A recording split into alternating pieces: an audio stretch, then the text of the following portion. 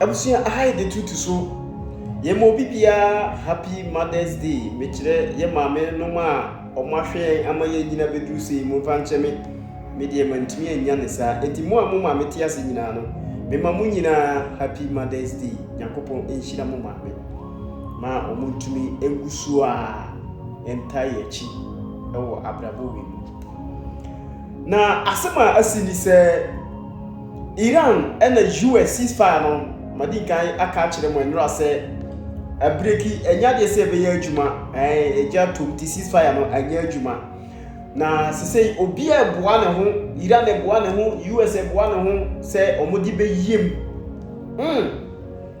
asemasi na de tie ni se eye UK omasoma warship se warship no nko Middle East mikire Asia man mu nsuo no so na enko supporto eye US for said the beya Strait of Hormuz no omubetimi agye free Iran for ensem enti minimum kasa sesi e ship na msuso a eko eye Middle East mikire Asia Gulf country a omukọ lodge wo na omadi Iran for juma enye juma ketwa na Iran for so dia betu dwa se hwe ade be aboa kokote a onam asebe na de to ebo ne bode o my ready obi bi obetwi ni tibia no obeje pa yenti mu asemo a.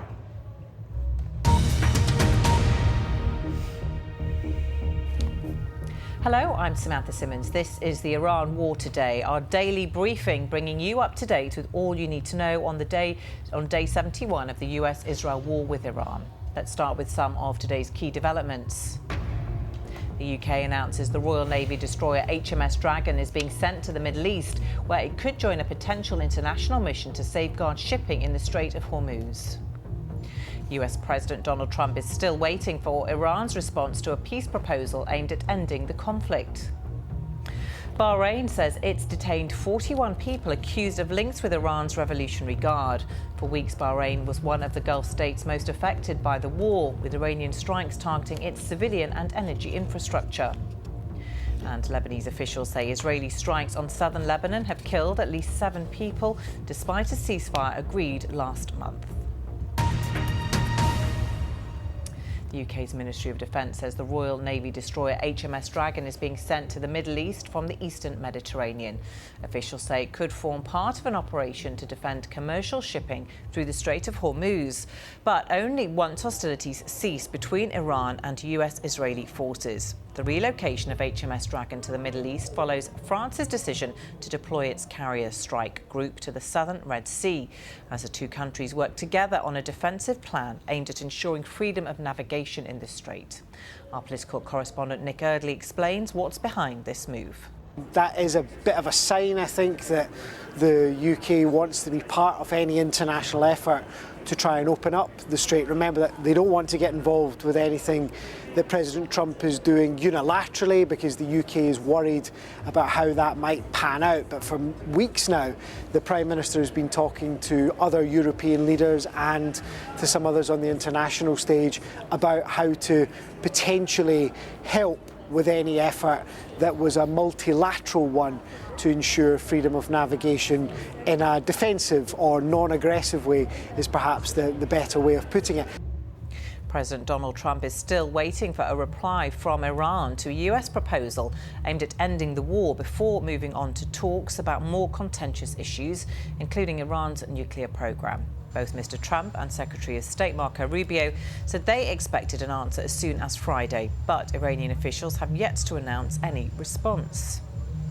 Joining us now, our North America correspondent Peter Bowes and Mina Joshangani from the BBC Persians service. Welcome to you both. Mina, to you first. Is there any indication that Iranian officials will respond anytime soon?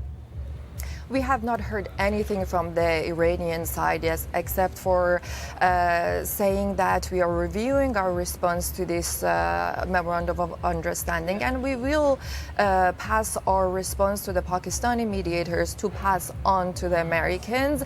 However, Foreign Minister Araghchi has accused the Americans of sacrificing diplomacy for unwise, what he dubbed as unwise military adventures, referring to what what happened a couple of days ago in the Strait of Hormuz.